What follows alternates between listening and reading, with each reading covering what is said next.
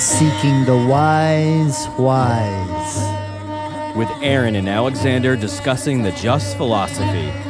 Covering self-development, emotional processing, conscious relationships, and 5 levels of overall wellness. Welcome back to another episode of the Wise podcast. Aaron here. Hello, everyone. Alexander here. So good to be with you. And I kind of want to just take a pause for a moment and appreciate the 7 years of friendship and mentorship that Alexander and I have exchanged, and also the 5 years of recording the podcast. And of course, we also spent a whole nother year in addition to that practicing and having conversations like this and just getting comfortable in front of a microphone. So I mentioned before we started this podcast that I don't think we really sat with that a little bit, because that is a major milestone, 5 years doing something every day. And so it kind of ties into the episode today, because we need to hold ourselves accountable on some level to be able to have that consistency of effort being put in. Yeah, and a beautiful part of that is the growth that you and I both have experienced, and Aaron's profile in the human design just happened to fit a relationship that I was coming out of, and so I was able to extend learning about the 3-5 profile in the human design with him being able to play that role, and why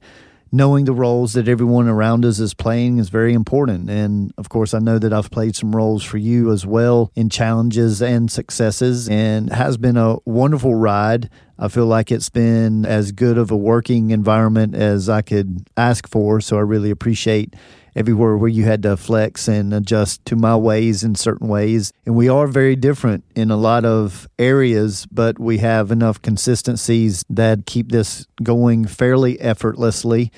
And I'm very grateful to be where we are. And that 7-year cycle is big in this philosophy because that's a completion at a cellular level.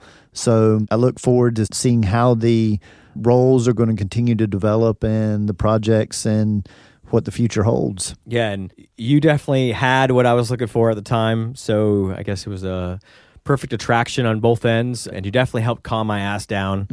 I'm not going to bleep that out. I was a creative mess, just energy leaking everywhere and thinking that I could manifest and will everything. And I'm definitely more content in my own energy now and very intentional where I put it for the most part, and still learning, but definitely a totally different person. And like I think you even mentioned earlier that it would be interesting thinking about having a conversation with myself, past 8 years ago and how that would go. It has been an interesting journey watching your development and growth and your understanding and application, most of all, of this work, because those are two different things. And many people will discuss the concepts of these types of life-changing philosophies or processes, but the longer you do it, the more you see people not practicing as much as they talk. And that can become part of today's lesson as well, as part of the accountability of holding ourselves accountable and what that looks like and how to utilize those around us in a healthy way. Because again, the whole point of doing this work with other people is to lift each other up. And anytime that we're feeling like someone is tearing us down, especially if we've asked for their help or we have professed things that we want to change or patterns we want to stop, then many times we can turn emotional on them when they try to point it out. But we're going to get into how both roles, the receiver and the giver of the information, can optimally work in both of those roles. Because in an ideal, intimate, conscious relationship, that's one of the ideal goals, is to be able to do that for each other, and there is no feeling of tearing down. It's just a feeling of picking up. So I'm looking forward to getting deeper and deeper into this subject. I will say that you'll know that you're doing the work on some level if like a month or a couple months you look back and it feels like a couple of years. That's how I've experienced it. It is probably how most people experience it if they are truly holding themselves accountable and doing the work. And I assume that for you, Alexander, it's probably not like that as much. Oh, yes. After doing this work for around 26 or 27 years, I can forget what it's like in the beginning. And, us doing this podcast together for so long and you asking such excellent questions, because you bring me back to that remembering what it was like at the start of this. And there's so many different stages to go through. So yes, the time frame isn't the same, but it can also seem like I've been working on a certain aspect or certain aspects forever. And that's part of this accountability too, is accepting that some of this stuff isn't to fix or to completely heal or to get rid of. It's about learning to make love with the friction and realize that certain emotions that we go through are just going to be there throughout our lives. It comes back to a management situation. And hopefully today we're going to lighten the load when people hear accountability and maybe the negative stigma that's connected to that, because I really want to show the beautiful side of it. Yeah, it does tend to lend like a masculine, energetic feeling from it, but how would you define it? I guess I'll go into it like this. For a long time, I really wanted to understand the concept of sin. And there's many different views of what sin means, and I'm not here to judge any of those. It was just, I heard a lot of different views, especially from the church, about what that was. And then I heard a teacher, a Sufi teacher, that merely said, sin is anything that takes you off your path. And so I looked at that from that perspective, and when I saw that when you make an agreement with yourself to change, to shift, to stop allowing something to automatize you, then any time that you go back into that old pattern, you're kind of letting yourself down. So it simplified that what felt right to my soul was growth, was expansion, was truth, was love. There's certain things that just are in alignment with your soul. And when I started looking at sin in a way that, well, sin is anything that takes me out of this alignment, it simplified things for me. I'm not sure if it will to our listeners out there, and I'm not necessarily projecting it to, but in my experience, that was what accountability became. And then I started seeing this picture of tribes, of families, of communities being able to lift each other up through accountability, because many times we're all human and we just have a moment of weakness. And the slightest nudge many times can get someone past that hump, but not if that nudge takes somebody into self-judgment. So I think that's a roundabout way of just saying accountability is anything that you want to change or enhance about yourself. And when you're having a moment of weakness, to persevere through that, or after you have the weakness, to merely get yourself back on track. I mean, it's a lot like discipline in a way. It's like the discipline part is holding you accountable, but there may be times when your discipline fails, and then you may want something or someone to help hold you accountable, because that then pushes you a little more in that direction. So in sports, many times the coach will hold the players accountable for certain things on the court, and they'll have to do like extra push-ups or extra laps. So the accountability is, if I don't get this right, then I have to pay this with energy. For some people, it can be monetary. I know that families that have what's called swear jars, when the kids are growing up, if they use a swear word, they have to put money in this jar. And those types of accountabilities can help remind us with the discipline that when we start to do something and recognize that we don't follow the ease of comfort, that we think about the cost. And in this philosophy, we talk about the cost a lot. There's nothing wrong with having wants. From my point of view, it helps when you're aware of the cost of that want. And that can help you to navigate whether you really want to move forward toward that want, or if you're not willing to pay that cost. So I think reward versus cost is a big part of accountability. Yeah, and maybe even like emotions can come into play.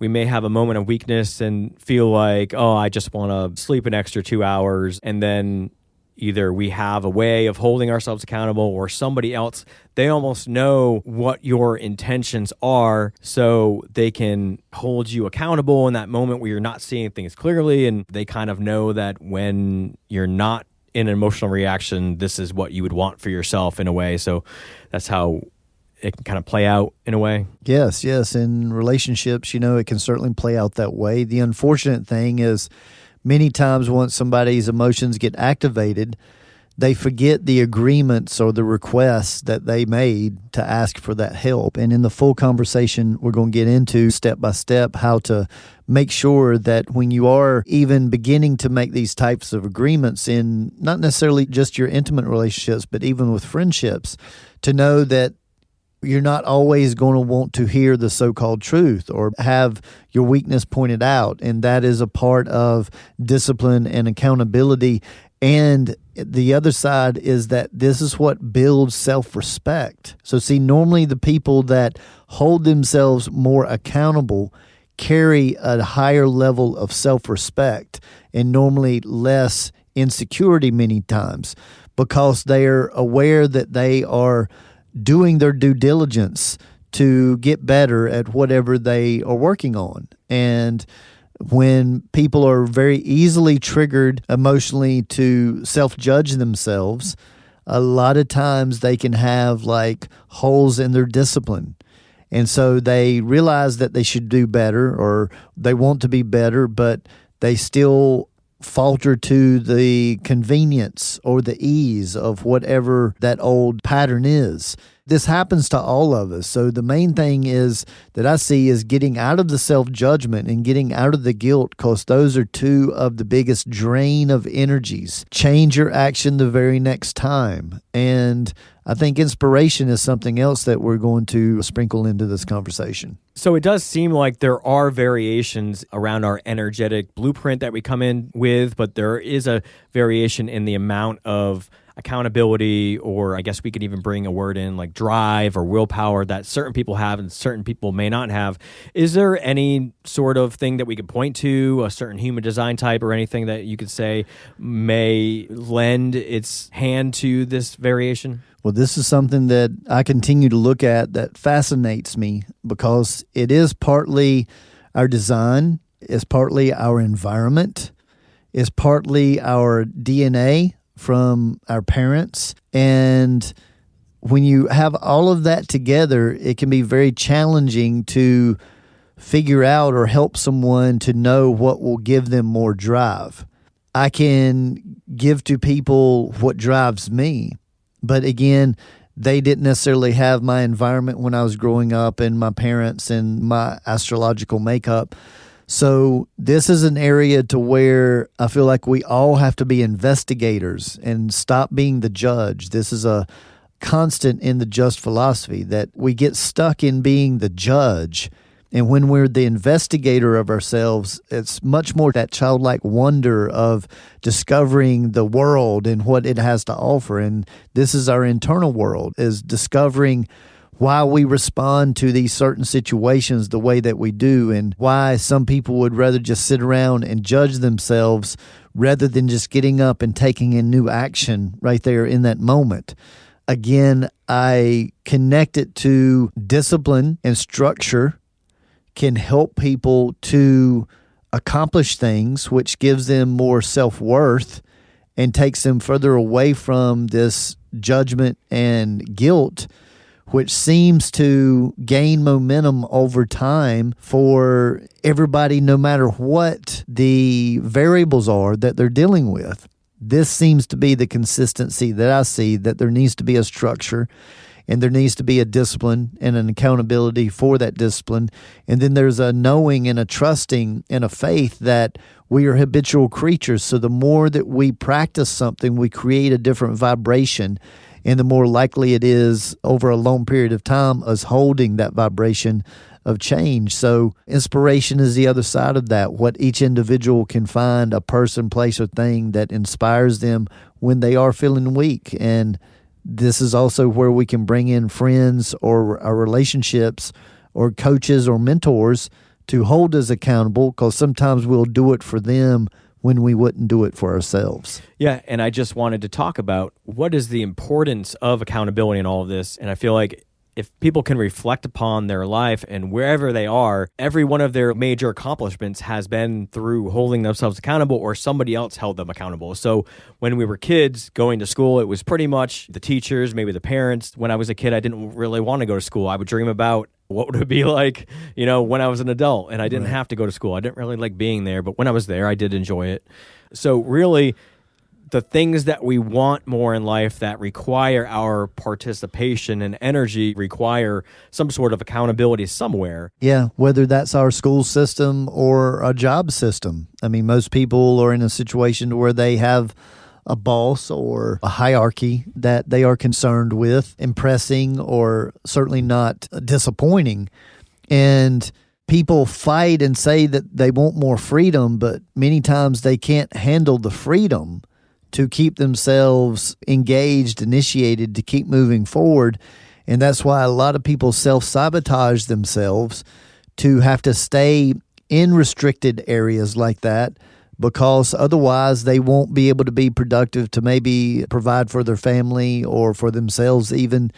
And so I see a lot of self-sabotage going on where this is concerned when people are disgruntled and they talk about wishing they had a life of freedom, but the subconscious knowing that they really couldn't handle the responsibilities that comes with that. So, it's a very interesting topic. And again, this isn't for anybody to feel judged, because it is about what you want to hold yourself accountable for. And then you only ask those around you to hold you to that. It's not holding yourself to anybody else's standards. So see, this is very different than most people have stuck about how their parents held them accountable, how their teachers held them accountable, how their bosses or supervisors hold them accountable.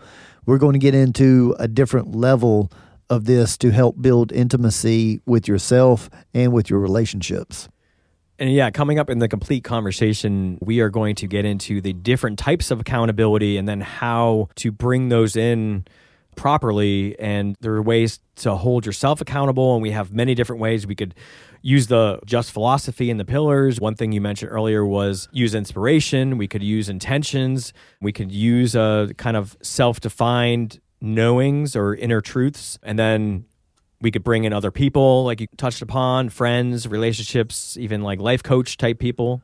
Another thing I want to bring in is the 5 levels, that many times when people can't follow through with something they set their intention to, there's a major gap or hole or void in one of the 5 levels, which again is the spiritual, the mental, the energetic, the emotional, and the physical.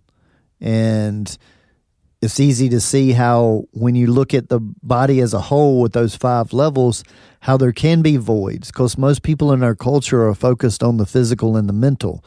And the other 3 are very, very damaged in our culture. And of course, in a lot of this podcast, we talk about how to strengthen all these different levels. But I wanted to point that out as well. Yeah. And then the last one would be, or at least something I want to talk about, is how the universe or the divine holds us accountable and what that looks like. And I don't know if there is a way to ask for that. I mean, there might be, and we can get into that too. So I think that will be pretty interesting. It's going to be fun. Yeah. And then one last thing you mentioned, I just wanted to bring it in, is asking for help if you did want some external accountability is not a weakness. I think you brought it up. Yeah, I think that's important to see, that there's many people out there that have professional coaches, have personal coaches or personal trainers, have mentors, and that I feel like that's getting more and more popular, because it is not a weakness to ask for other people to help hold you accountable. Again, remembering that you have the right to set up the structure and to share with them even how to or how you would like to be approached about it. And that's, again, some of the examples that we're going to give in the full conversation. Yeah, and it's even like taking a step of responsibility in a way, because one, you're aware that you may have issues with that, and then you're getting somebody else involved. So it's definitely not a weakness. It's almost like a strength in a way. Yes, it's actually creating support, and that's how we are going to approach this, and that it's not coming from judgment. Like a lot of these other institutions, the parents, the school systems, the jobs, that it is very much involved with judgment, and we want to stay away from judgment, and that's where conscious communication comes in. And in some ways, I feel like this podcast could even serve as a place where people can get some accountability as we shed some awareness on certain topics in their life. Yes, so let's continue the conversation. Thank you for listening to this free version of the Wise podcast. To hear the complete conversation and go deeper into the application of the tools and techniques of the Just Philosophy, head on over to wisewisepodcast.com and become a premium member. You'll get to hear all of our complete conversations, including the complete episodes of our Inward Journey story series and our entire back catalog, and continue your self-development journey with us.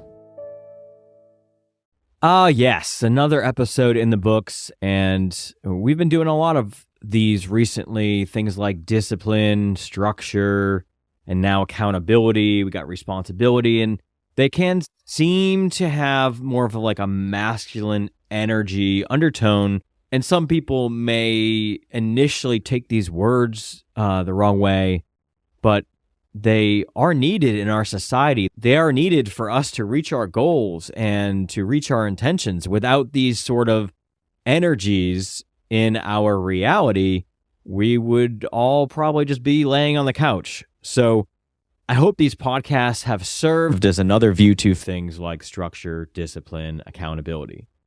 I thought this was an awesome episode for those people out there who are listening to the podcast and they want to do this work, they're trying to do this work, but maybe they just haven't been able to take that one huge step into putting this in motion. And it really comes down to just the practice and application of it. We give you tools and techniques to do all this, but it really does no good if you can't just seem to get yourself going in that direction. So hopefully some of the things spoken about here can propel you forward. Some of the things we discussed in the complete conversation were how to utilize the 5 pillars to hold ourselves accountable when practicing this work. And a big one is episode 51 that if you haven't listened to yet, go to episode 51. It is free in full length. We do give you guys all of our essential shows for free. They're always available for free in full length form so that you can listen to and get an understanding of exactly what the Just Philosophy is all about. We also discussed why we need to give ourselves room to have emotional reactions, how Alexander likes to choose 3 people to help hold him accountable in specific aspects of his self-development work. Talked about how to work through self-judgment that may come in when you fail to hold yourself accountable and how that can lead to projection on others. That is a huge one for me. I hate it when I fail myself. I fail to hold myself accountable. I get really down on myself, and that's something that I'm personally working on. Talked about ways to grow your self-responsibility, which would then grow your self-accountability, further putting in motion the cycle of discipline that you are probably hoping to achieve. How offering yourself a challenge based on rewards could help you maybe give yourself that little push toward achieving the level of accountability that you're hoping for within yourself.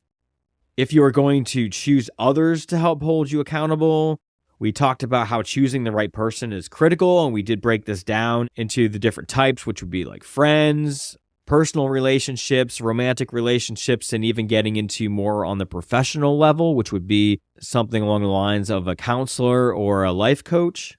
We talked about how to have check-ins with them, how exemplification is important, and how the failure of that is also a downfall for raising children. We talked about how oftentimes we want to call out things that other people are doing when really it's a self-projection onto that person and a sign that we should be looking at that within ourselves. We talked about 3 things in your life that you should be open about and maybe even solicit advice for if the people around you see ways that you could improve these. We talked about how certain compatibilities within the destiny cards can lead to success or failure in accountability. How to utilize the divine to hold us accountable. And we even talked about whether we can ask them directly to hold us accountable. We talked about experiencing the highs and lows of emotions and the costs of having those. We even talked about what true support really looks like. And there was actually something in there that I had never thought about. So I thought that was pretty informative.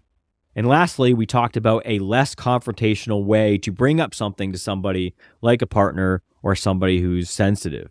So overall, this is an excellent episode to add it to the stable of topics that will help us continue to strive to work on our self-development routine, get in that motion of consistently putting in the effort so that over time we look back and we can see all the many changes that we've made over the months, years, and then hopefully decades.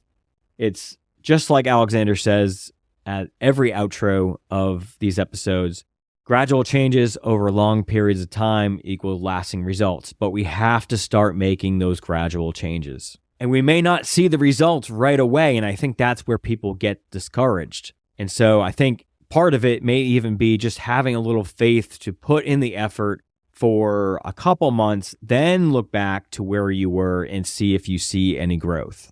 We appreciate you trying us out and listening to the free version.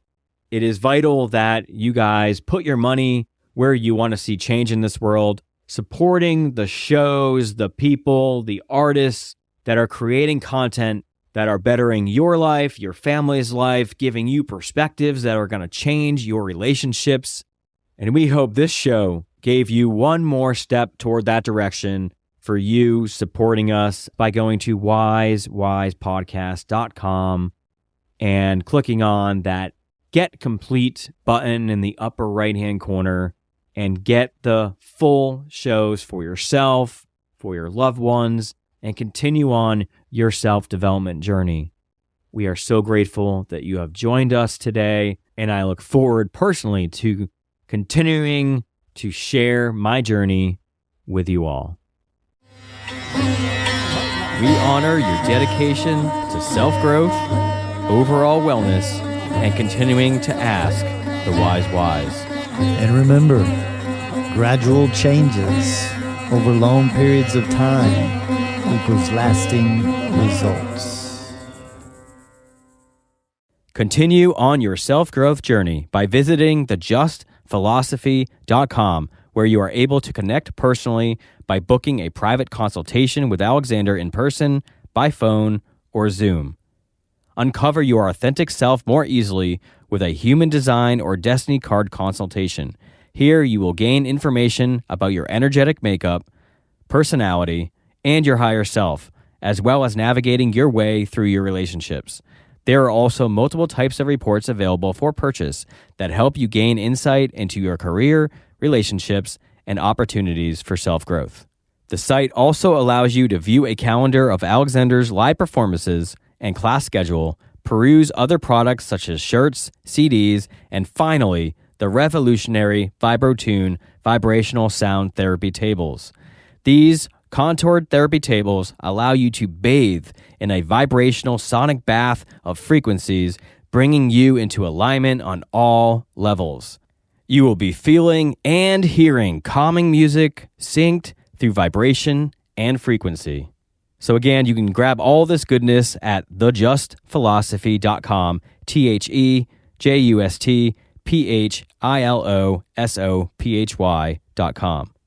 The Just Philosophy, as discussed in this podcast, has been developed by Alexander over the last 25 years in his personal studies, private practice, and professional environment. The information discussed is intended for educational purposes only and is not meant as a replacement for conventional medicine. Just remember, knowledge plus experience equals wisdom. Seek the wise. We want to thank you for working on you. Keep shining your light and refining your vibe.